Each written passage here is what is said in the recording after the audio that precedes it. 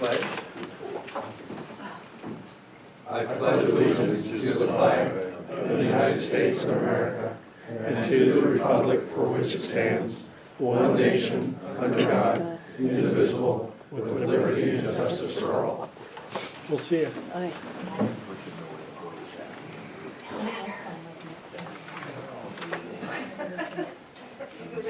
Well, darn knee is kind of stiff tonight. It doesn't want to work for this.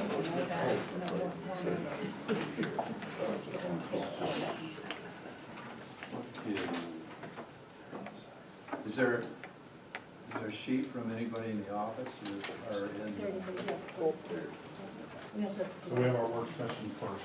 We have a couple items on that. Okay, very good, thank you. Yeah.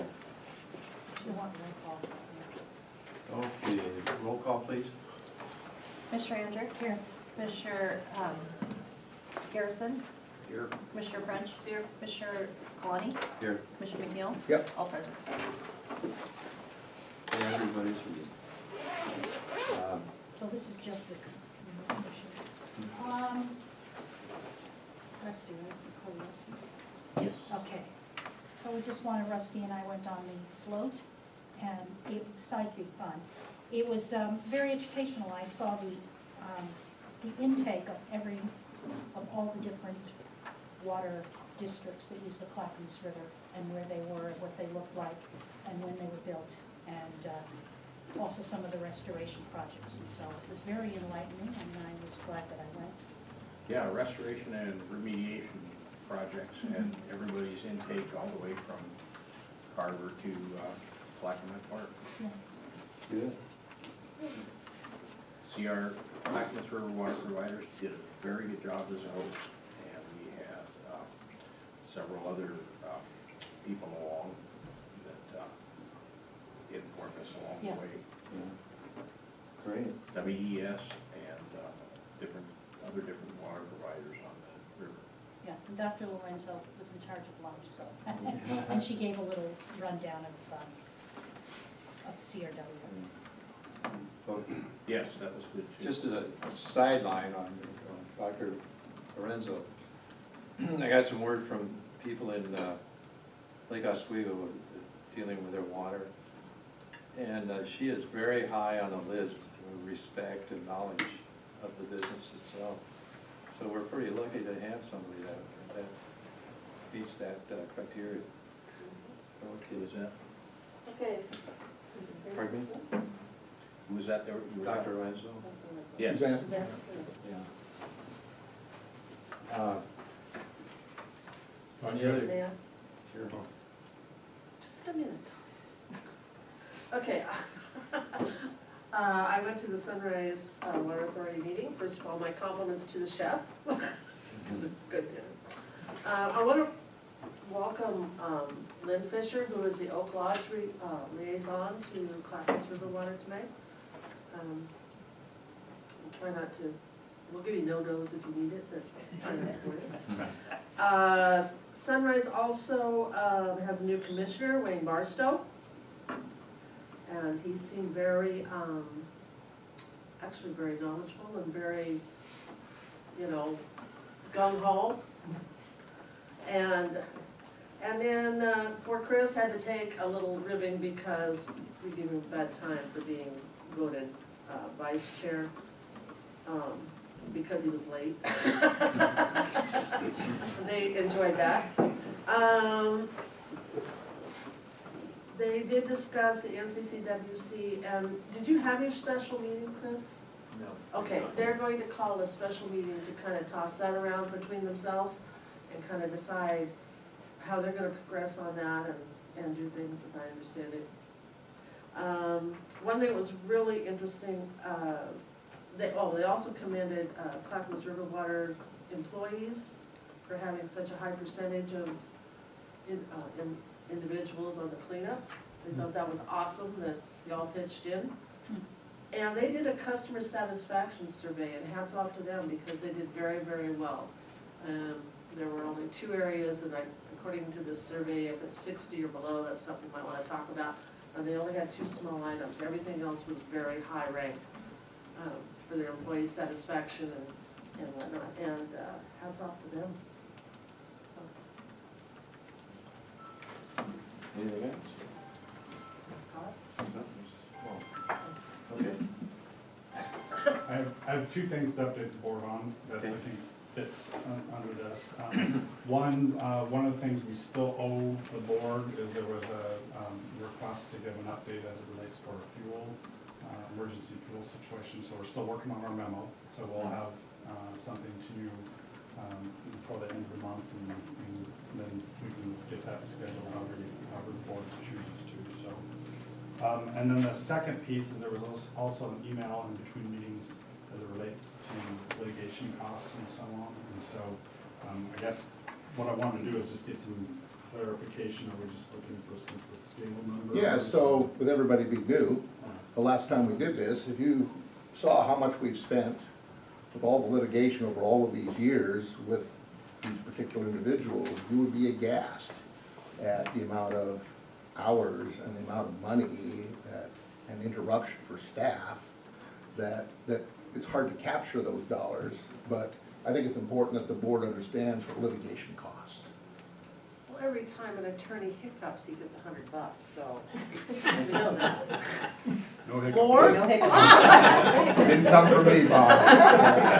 That must be on a We know sale. it's got a cost, but we really don't have any recourse. You have to respond, so it's just cost of doing business. Yeah, so where we're at in that process is right now it's been turned over to our insurance. And so our insurance is paying the bulk of the latest actions and so on.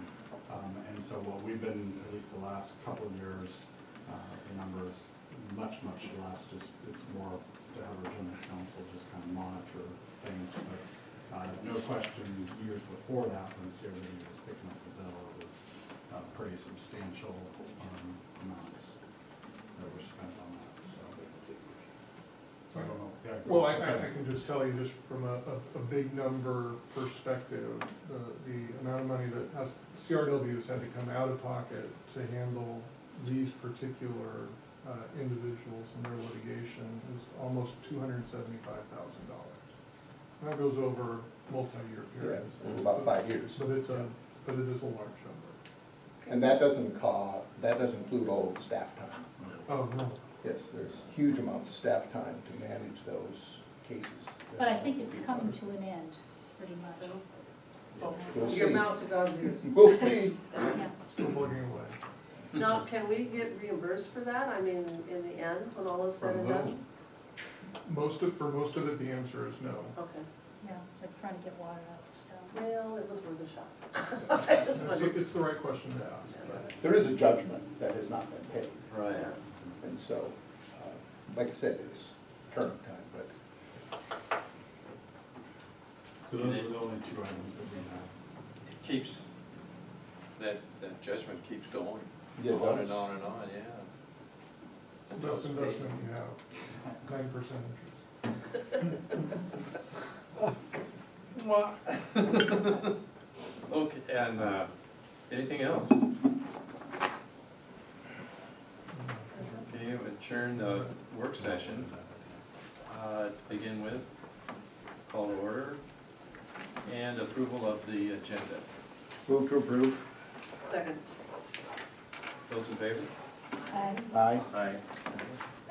Very good. Public comments, now, got one. Come on down. You know, they're just getting a permanent seat. Well, you used to have one. Oh, did you? You know, I like having him out there. Yeah. Thank you, Gary. To stay within my 3 minutes, Thanks, Gary. I typed up a longer version. Okay.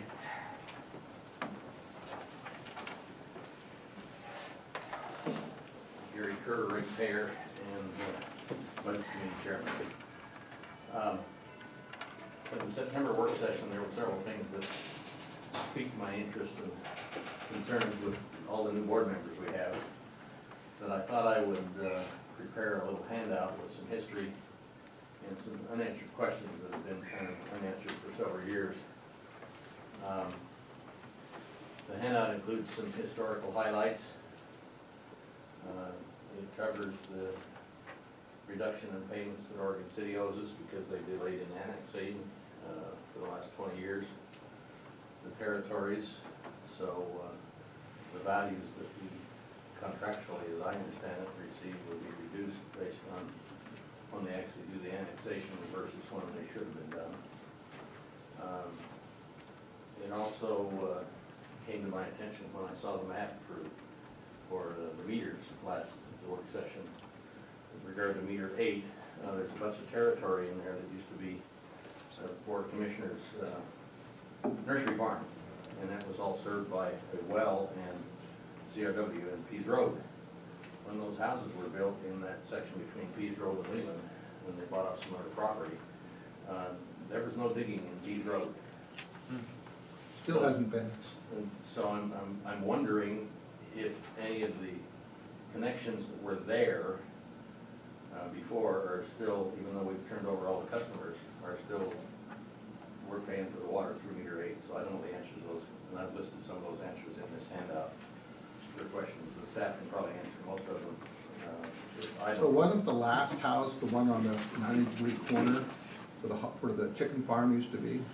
Yeah, I that's believe that was the end of that line, and it came the other direction for the other folks. everything on Pease Road used to be served by Pease Road, and even the older houses that were built in the 70s were served off that line. And I know, as I understand it, all comes out of meter 8. And so my question really is, how are we handling? We turned over all those customers, and how are we handling the reconciliation? The water goes through that meter for our billing and for what they're billing, and how we're doing that. So that was a question, because we're in negotiations with them. Now's the time to bring those things up and get them reconciled finally permanently. So the other issue was pipeline B. That's the one that was built in the early 2000s. The three of us put together $750 grand each and built that pipeline to serve water. But it's only a one-way pipe right now from South Fork out, because South Fork will not allow us to run water through their plant, which makes some sense. But from an emergency standpoint, we still have accommodation even with the backbone, that there's certain areas that need to be fed, and if that plant goes down, the question is whether the connection with Walton Valley is sufficient to cover West Lynn and Oregon City as it's growing, and our customers as well, because we have no way around that unless we build a bypass around to the other connection around the plant to use that pipeline B as a two-way street. So anyway, those are the kind of things that are covered in here. I just wanted to put them on the table for the board's consideration, particularly with the new members, so that you can understand some of the history. So thank you. Thank you, Gary. Thank you. So pipeline B has been a mystery for my entire time on this board. It has never been clear on who is responsible for maintaining it, who's responsible for operating it, should it need to be operated, or whether it's the person that doesn't have the water that goes turns the valve, somebody else. And so it would be nice to know, since we're a partner in that, and it is an asset of our ratepayers, what's up. So, no hurry, just whenever. Any questions? No, thank you. I had a question on the Oregon City matter here.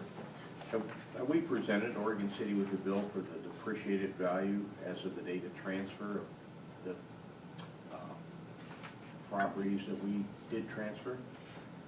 So they're not properties owned per se, it's just property we serve. So there's no value as it relates to, yeah, it's not like an exchange of, it's not like a transfer of ownership of the property. Oh, okay. It's just who serves that property. Well, is it question simply that Oregon City needs to withdraw the annexed territories from CRW's boundary? Yeah, and that's a whole other, I mean, we have a area that needs to be, oops, sorry about that. we have a ton of area that needs to be Always back. cleaned up. Because there was some previous issues associated with them annexing but not fulfilling, as Mr. Kerr points out, the withdrawal aspect of it. Have we been dunning them to fulfill their obligation? Have we been what? Dinging them, Dinging them? yeah.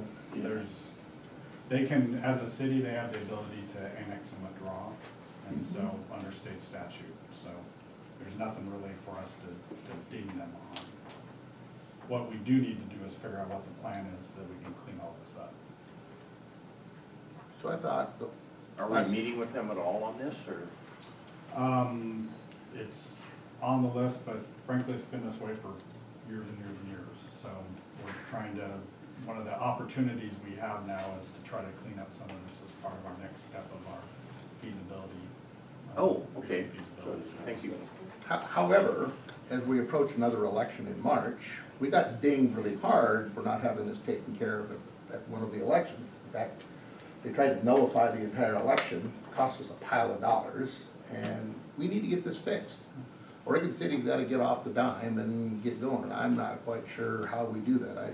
I specifically asked Bob George this question right as he was leaving about where we are, and it was, well, it's on my desk and it's all stacked up and we just haven't gotten to it. Well, that's fine, we need to delegate somebody, hopefully with this new people, staff and stuff, we can find somebody that can start working on that a little bit and kind of move this along. Because I sure hate to have us get hung again because somebody thinks that they voted and they shouldn't have voted. It was a matter of people thinking that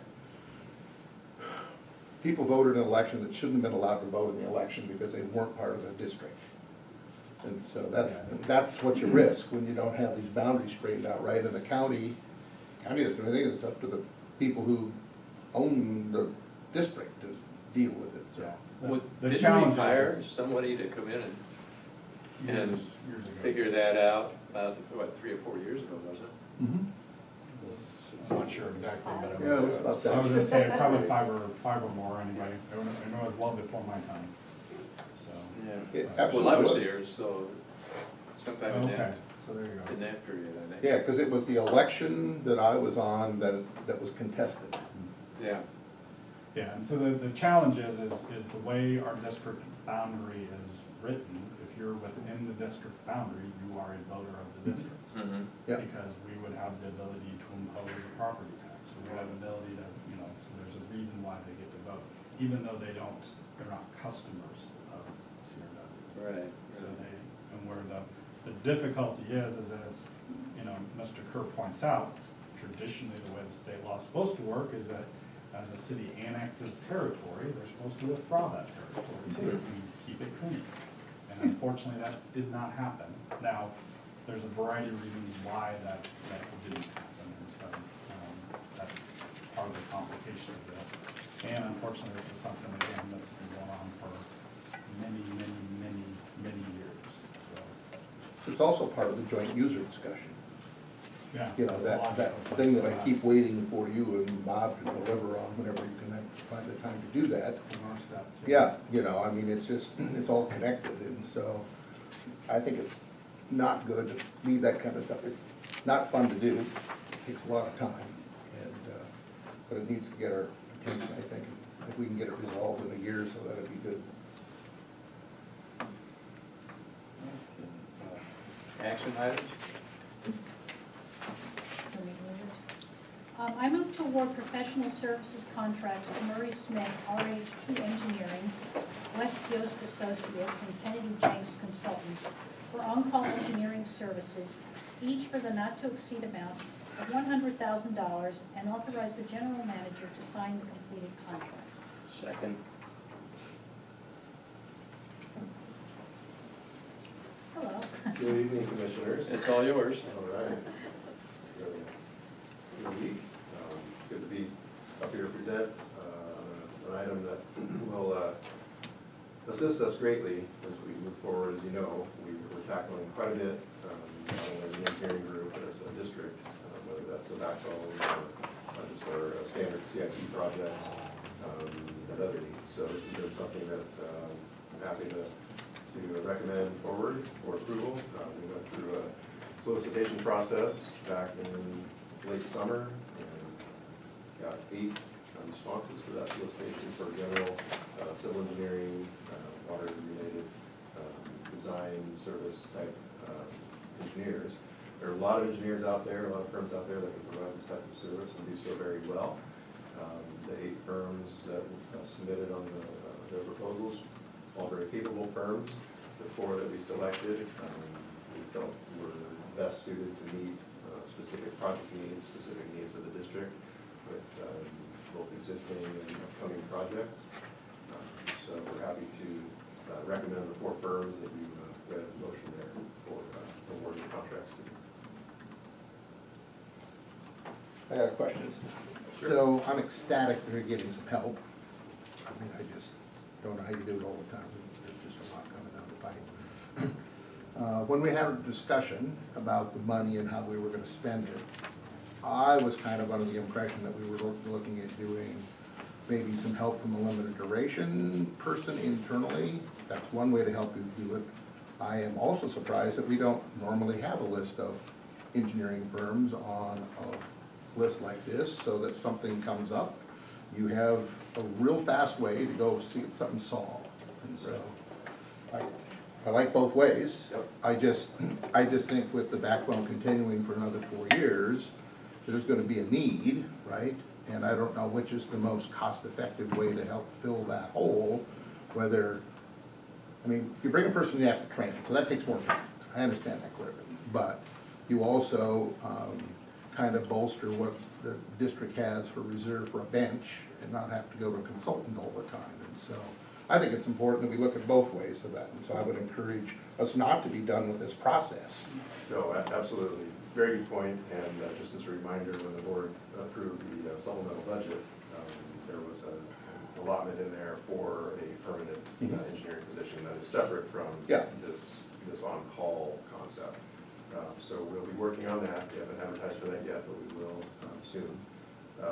The on-call, you're absolutely right. It's something that I think originally came up when we were back doing the continuity of operations plan, and saw a lot of agencies in the area that had on-call firms, the on-call list of engineers.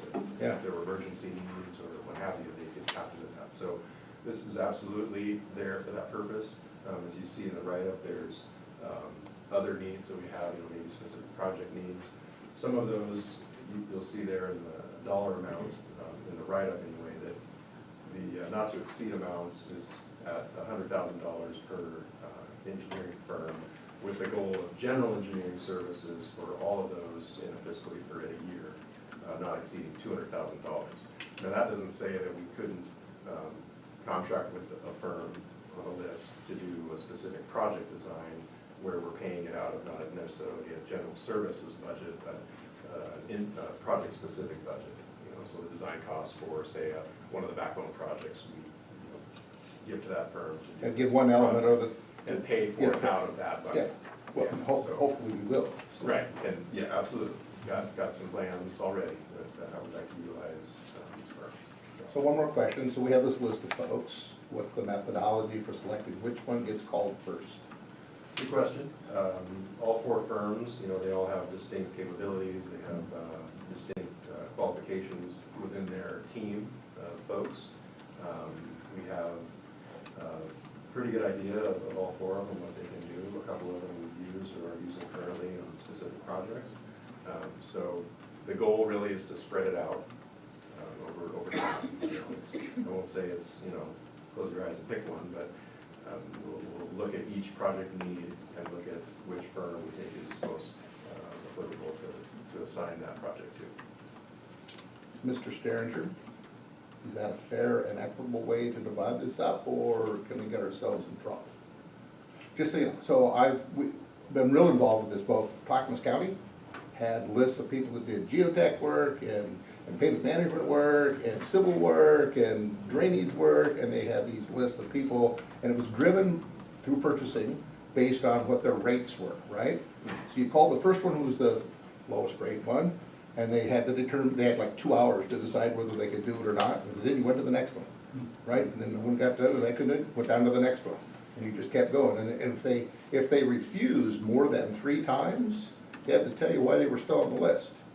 Right, 'cause so they had to make sure, see, it wasn't a deal where they could, they're not gonna pay enough, we're gonna keep working these other jobs over here, so they don't keep screwing with you, and playing the game, right? And so it's important that there's a methodology to keep track of, one, which ones, are actually being responsive when we call them and need help, and 2, what's it costing the ratepayers, based on the pricing that they're gonna do. I didn't see any of that in this proposal, so I don't know how that was gonna be done. And then what I worry about, again, is if it's subjective, does one guy get upset because this guy got to do it and the other guy didn't get to do it? And so I hope that you guys figure that stuff out and make it clear to our list of how this is gonna roll, so that we don't end up with someone claiming that. Engineering firms don't normally do that, but you never know. Yeah, absolutely, you bring up a good point. I think fundamentally part of that is the qualification-based selection process that we use at QES, where you're not looking at rates or costs initially, you're looking at how is that firm capable to meet the needs that the district is setting forth in the RFP. And so do all the bidders understand that? Absolutely. Okay. The other piece of it is that when we looked at the 8 proposals, we really, based on our need now and projected, we didn't look and say, we want a list of 8 or 10 firms. Because we knew we probably couldn't justify having a list that big and giving a nice even spread to assign work. So looking again at qualifications, we felt that a 4-firm list would accomplish not only our needs, but give a nice spread of how we're assigning work. Well, I would encourage you to always keep a list. I think, I think it's important that these engineering firms well, so that if we do have to declare an emergency and need somebody to help fast, we have them going.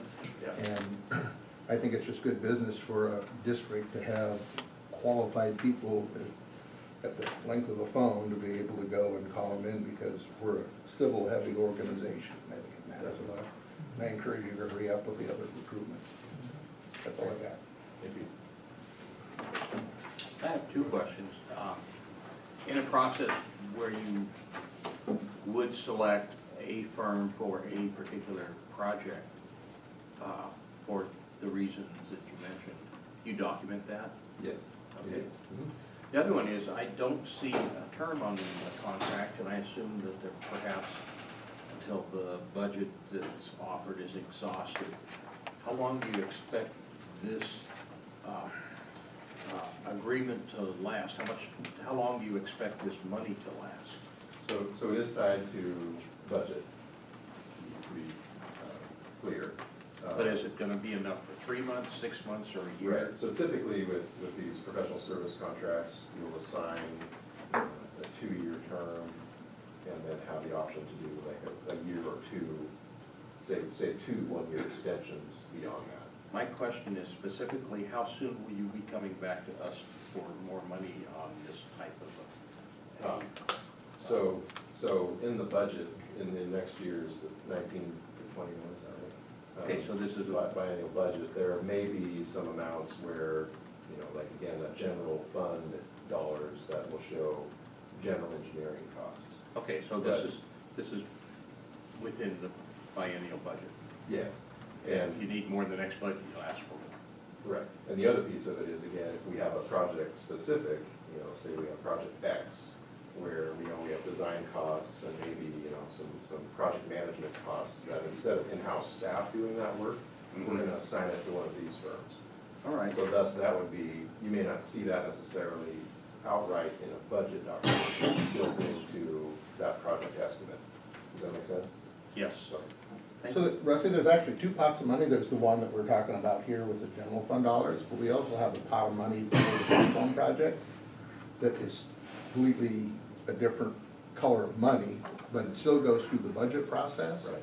And so we can move, I assume we can move these people between those 2 pots of money and have them. And Have- the CIP. Yeah, and the CIP, is right, so there's actually 3 pots of money. Yeah. Are you saying we could spend a lot more money for outside engineering? If you, it depends on where you get the money from. Okay. It could be from the backbone That's- project. That's Yeah. good. Yeah. Thank you. Thank you. Any more questions? Agenda item number 2. You guys We need need to to vote vote. on it. Oh, yeah. That's right. We need to vote on it. Call the question. Commissioner Andrew, Yes. Commissioner French, Yes. Commissioner Coloni, Yes. Commissioner Garrison, Yes. Commissioner McNeil. Yes. Motion passes unanimously. Thanks, Adam. Okay, here we go. Okay. I move the board approve the first reading by title only of Resolution 03-2019. Second. So Bob and I get to team up on this one. So what we're asking tonight is for you to allow us to consider or bring to you at your next meeting, actually, a change to the board policy. And when we do that, it has to be brought up at 2 meetings, and so you can't take action on this until the second meeting. So that's kind of the procedural part. And so tonight, we're not asking you to approve anything, but other than approving us to read the title of the resolution, so that it's on the record as far as what we're talking about. As far as the policy itself, under our board policy, the general manager has the ability to, related to purchase, acquisition, and donation and disposition of real property, the general manager has the ability to do that up to $20,000. However, in order to do that, the general manager also has to go through certain steps as far as demonstrating that value. What we ran into is an instance where there's a public utility easement. And so this is normally an easement that's established for all different utilities as part of when a subdivision is designed and so on, that may have like a 5 or 10-foot area in front of a house or something. In this instance, we've actually run into a situation where a property owner is asked if that easement area can be vacated, and so that they can construct a garage. And it happens to be within the city limits, and it happens to be an area that we don't serve, and so we really have no interest. The reason why we're being asked to sign off or approve the vacation of this, or the vacating of this easement, is because it is within our district.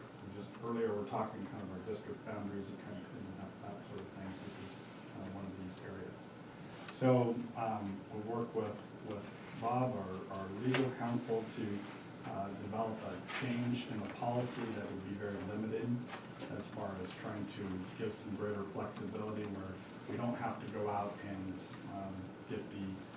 spend money to get the market appraisal in order to prove to you that it's worth less than $20,000. In these instances that are very specific, we're asking for that authority where we don't have to go out and do that market appraisal. So with this change, what board involvement would there be when you make those decisions? We would notify you. So when you're not here and the next guy's here, would they notify us? Yeah, I don't know. I guess technically in that policy, I don't know if it says that in the beginning. They do now.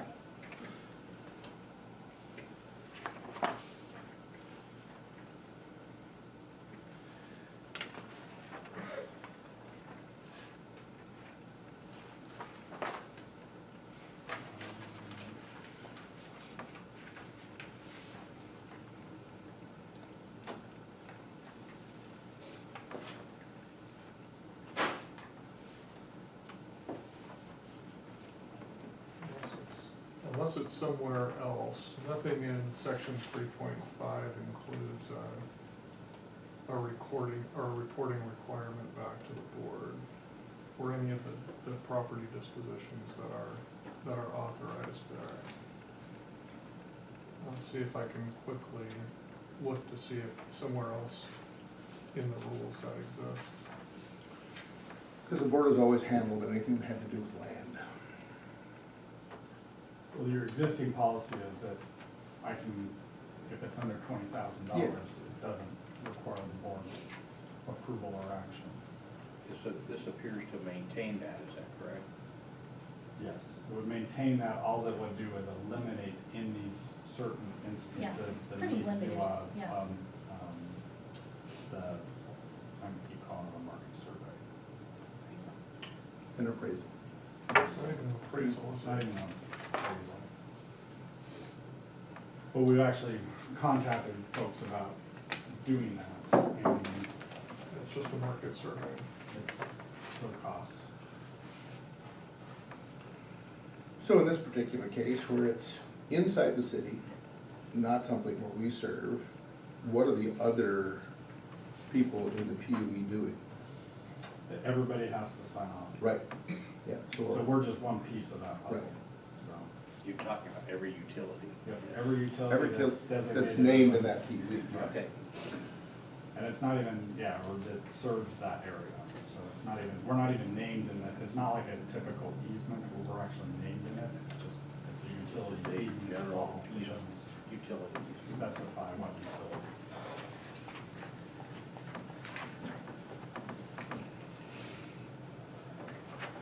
Did we get that question answered about, So the board policies do not currently specify that the general manager is required to report to the board these dispositions of property that are covered by section 3.5. So that would, if that's something the board wanted to do, that would require another so amendment. it's not being required now?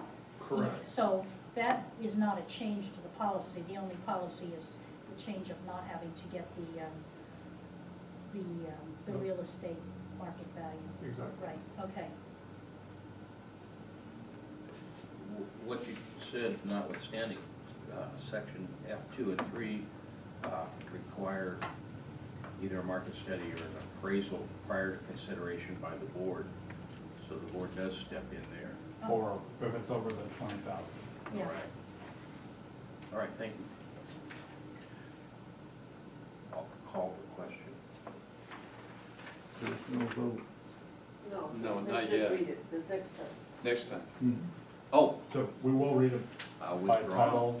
Call it the Well, it question. it does say I'm with the board, so, but we don't, guess we don't vote since it's just the first. This is the first- So we were, yeah, so, well, They have a motion on the table Yeah, now. you should vote to I approve. think Yeah, they've you approved what the you're first approving, you're not approving the change, you're approving the first reading of the resolution, so we have it in the record, so you still do that. All right, thank you.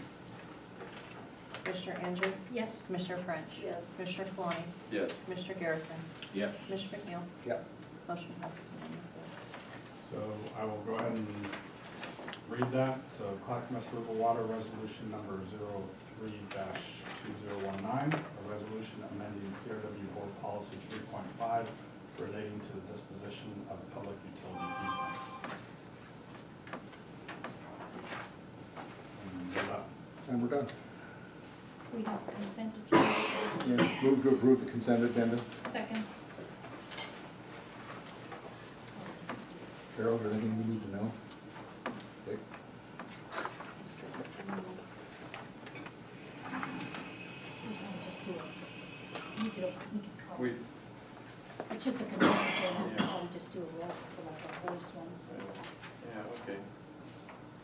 So, all in favor? Yeah, Yeah. all in favor? Aye. Aye. Aye. Aye. Aye. Pass it. Just in case you didn't use it. Oh, Vote or lay off. You're so far off. in here, Direction. direction wise, all right. All right, ready for the management report? Yeah. All right, so in your folder, you've got a number of different things. So first off, you have your monthly report that we give to you every meeting. I will note that this is, now that we're into October, this is the last graph that you'll see on the river flow. We'll bring that back, obviously, next June. But we'll kind of switch that out with starting to try and find any snow tell data or any data that we have that would be relevant to river flows. But It looks bleak.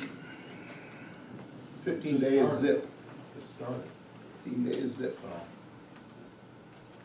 so we need a good snow year. Skied at Mount Hood Meadows on October 31st in '73.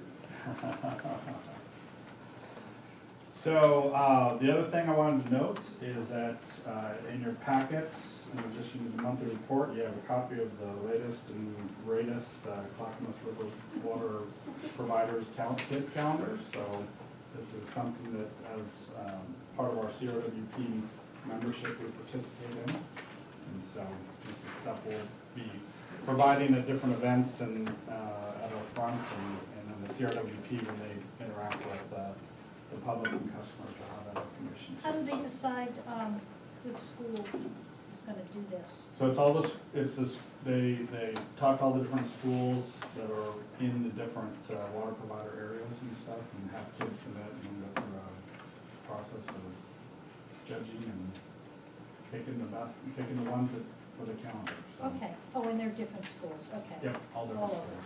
schools. Okay, So you have that in your packets. The other thing I just want to bring to your attention is you also have a copy of the flyer that South Fork will be distributing to an area around the repair associated with the 30-inch water line and where the construction is going to be taking place on Cleveland Street for the 32-inch bypass.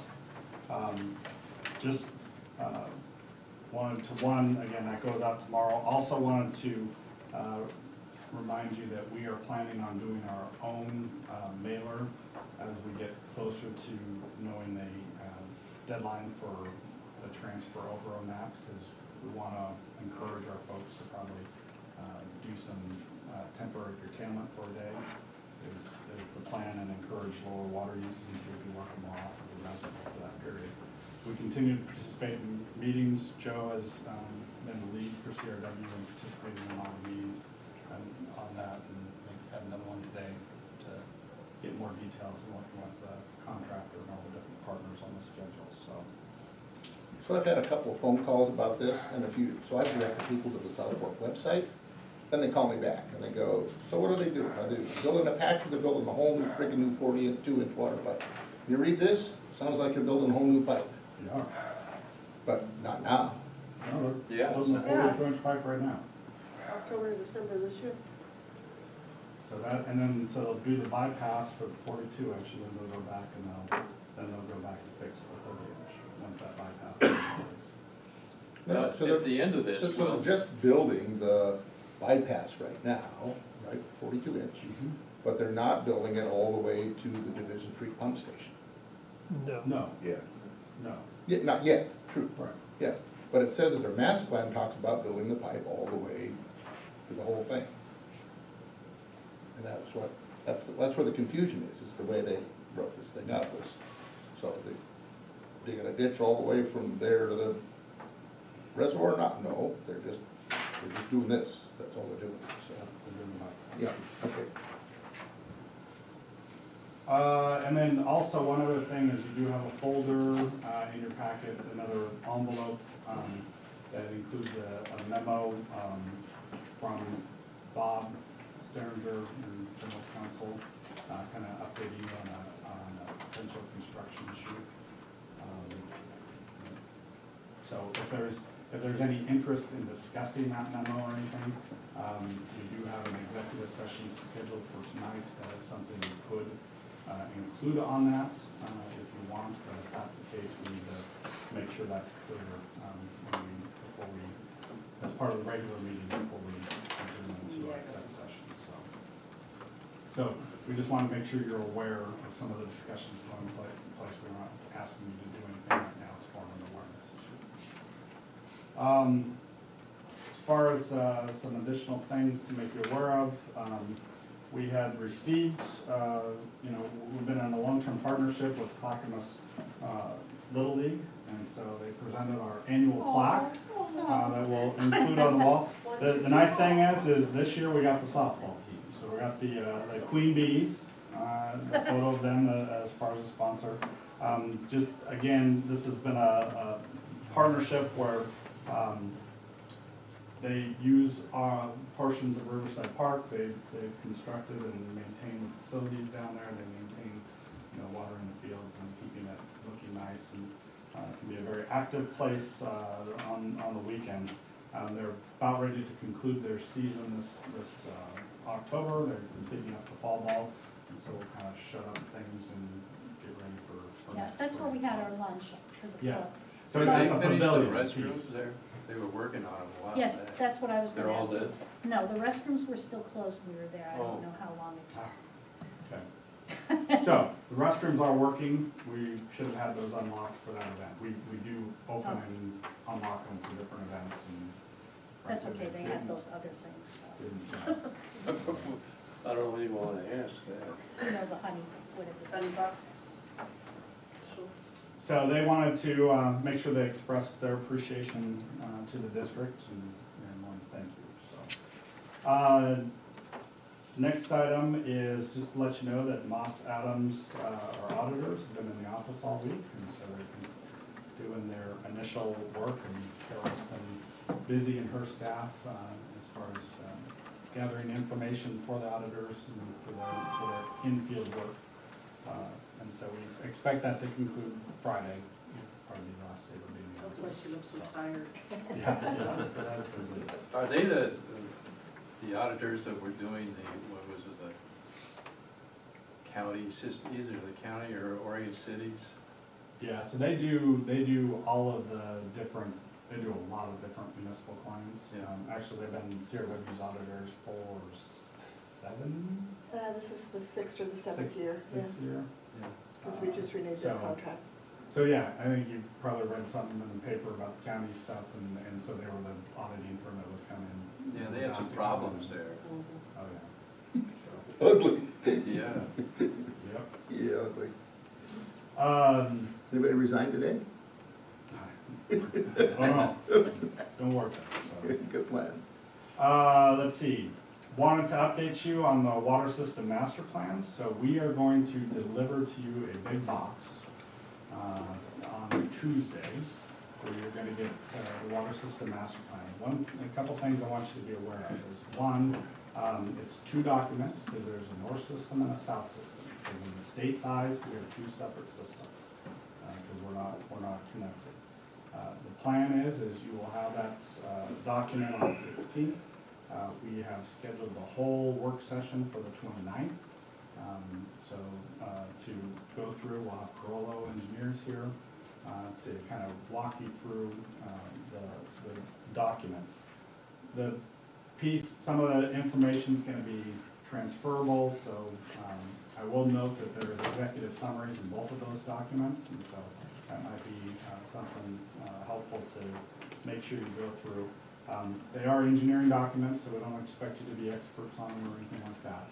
But the reason why we want to make sure that the board is aware is eventually we're going to be bringing these documents to you, because it's one of the documents that you are going to be actually asked to accept on behalf of the district. And then what that will enable us to do is then use that for other planning purposes as it relates to SDC development, or if a developer comes in and wants to know about what needs to happen as far as upsizing lines and stuff. So it becomes a very useful document for those tools.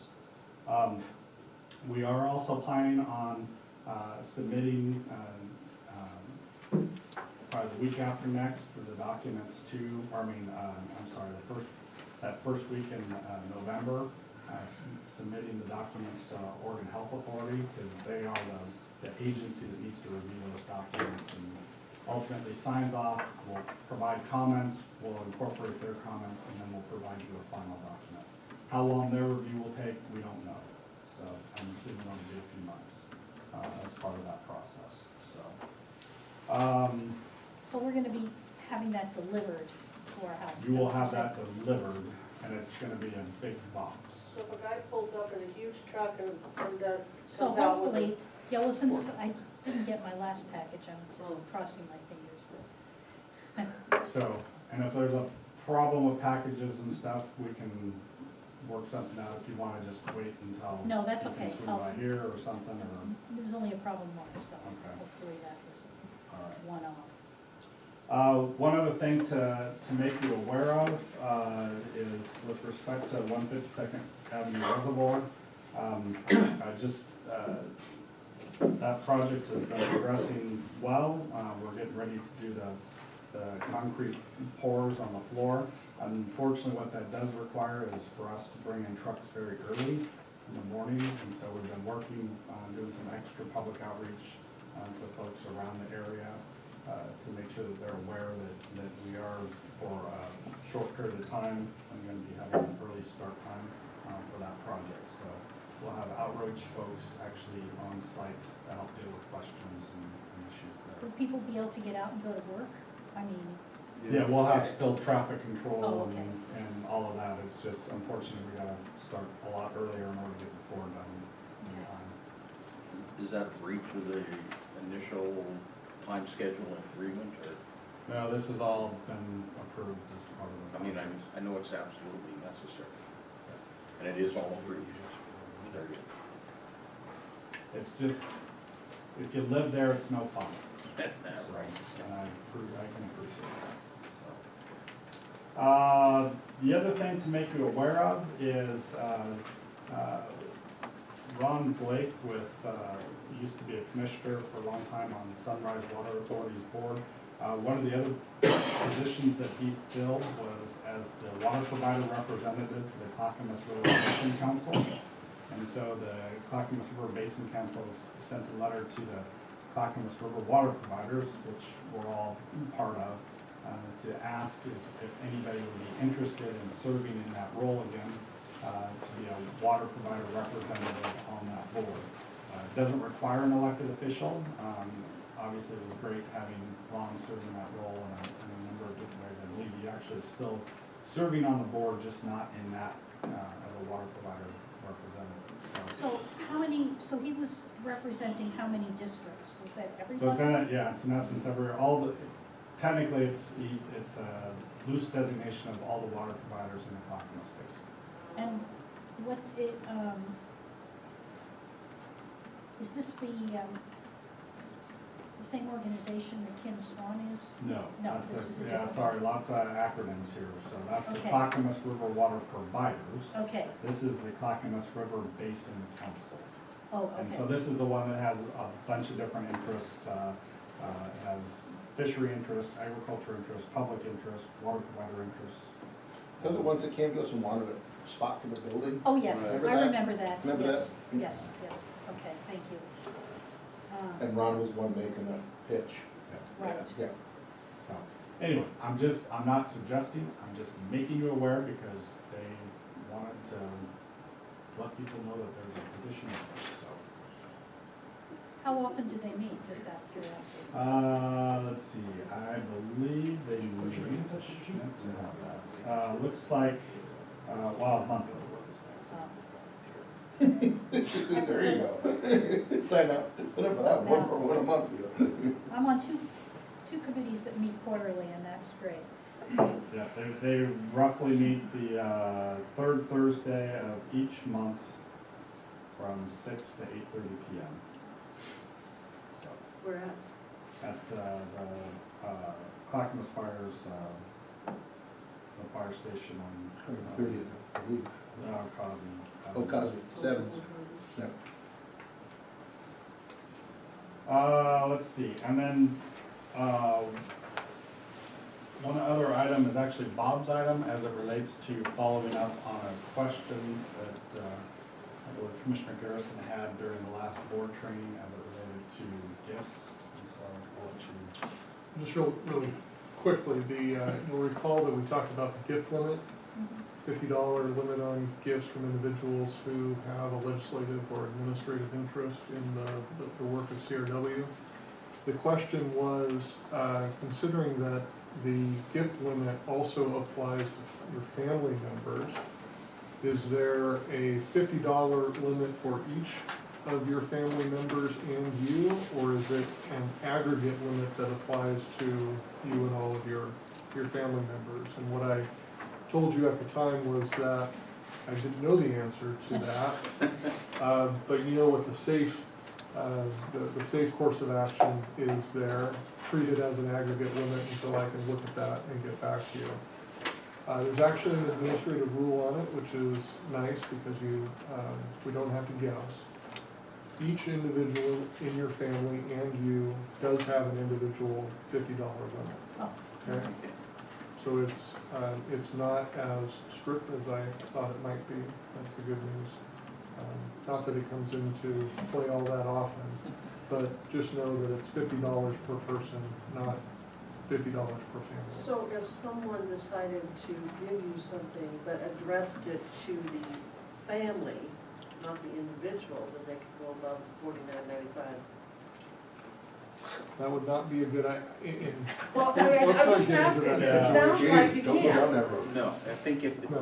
The right answer is no, thank you. $50 per Yeah. individual. The right answer is Well, no, no, thank you. but You can't, you can't, that's my Incorporate the whole question. bunch. Okay, you've got 4 people in your family, so is that, you know, a couple $100 that could give you a nice big fruit basket and say to the family? Well, I don't think so, it'd have to be individuals. yeah. I would Okay, decline so it that has to be situation. specific, okay, okay. Yeah, I would think That if the, clarifies it more. if the item is ticketed over $50, it's Nobody out. gets it. Yeah, no kidding. But I am very glad I have a large family. That is on there. That makes you cringe. But they're spread out, so I got a question. I don't even hear from That's them. funny. So, where are we with the 224 intertie work? We're going off the schedule, we're behind schedule. I'm hoping that's one of the projects that we shut off to you folks, so. So in your monthly report, we give you a progress report on all those backbone Yeah. projects. And so if you look at that item, or the design, oh, we don't have a percent. Adam's No, gonna we're tell at, us. where we're at. Oh, come on. All right, so 224, first off, November board meeting, I believe. Planning on doing a backbone update, so coming out with a new schedule. New one of these? Yeah, up to date on where we're at with things, active projects and projects in design. We're about 70% design on Highway 224.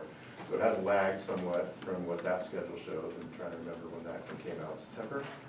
This is, let's see, 7/12. Okay, July. So, in the big picture, you know, really the critical path is on other projects, like the 152nd Reservoir, for example. That's a, 18-month plus project that is spanning beyond, or into late next year. 224 intertie is about a mile of pipe.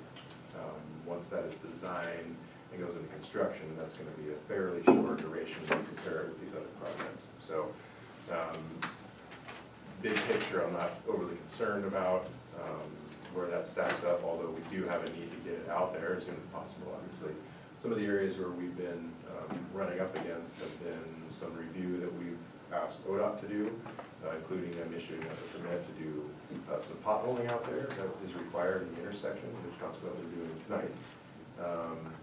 That took quite a bit longer to get just that potholing permit issued from ODOT. They have some, they're way behind as well, so their reviews are taking quite a bit longer. So, but we are solidifying alignment. We're pursuing, looking at pursuing some easements and making some good headway there. So again, about 70% design. We should have that ready to bid by, I would say, early part of next year. So January-ish, February, possibly.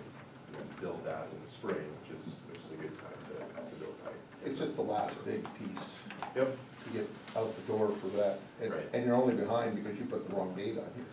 That's right. Thank you for acknowledging that. That's the only reason you're behind, is you just picked the wrong date to put on here. You should have slid that,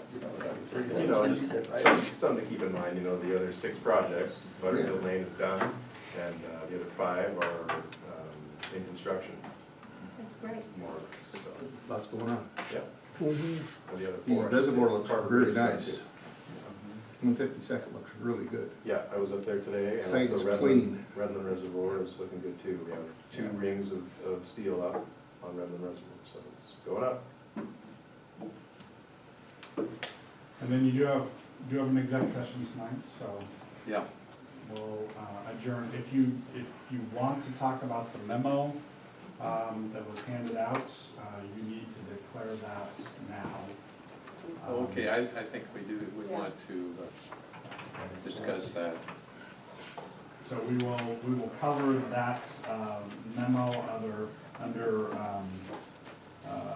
ORS 192.6602F and 192.502 records that are exempt from law from public inspection. And then you will also be handed out documents tonight that would fit under that and also the employment-related performance of the chief executive. So there'll be a couple sets of handouts. Well, no, I would say to move into the executive session, I would encourage the president to go ahead and read the bases for the executive session from the. One we have here. Yeah, read that. Okay, the executive session will start immediately, excuse me, following the regular meeting.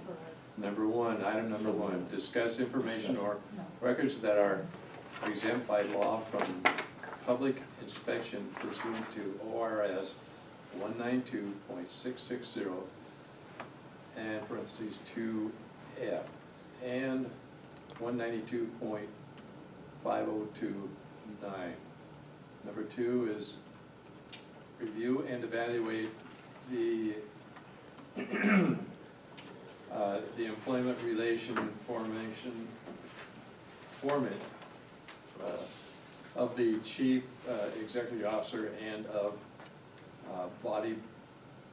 public body and public officer, employee or staff member who does not request an open hearing pursuant to ORS 192.660 2.1 or 2I. And Mr. President, can you just wait one moment, because I am concerned that the citation that you listed as 192.502 sub 9 has been updated Oh, by the legislature. It's still 192. It's still chapter 192.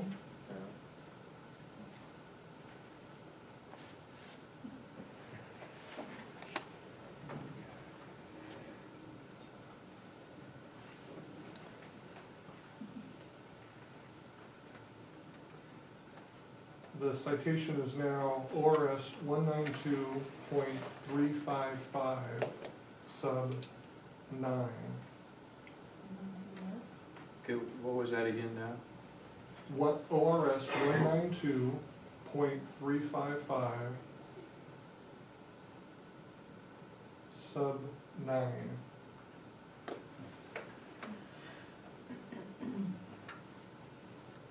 Now 192.660 is the same.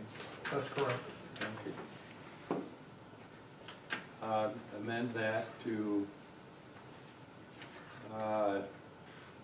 192.3559. Nailed it. Okay. Are we adjourned? Anything else? Okay, we're adjourned. Okay.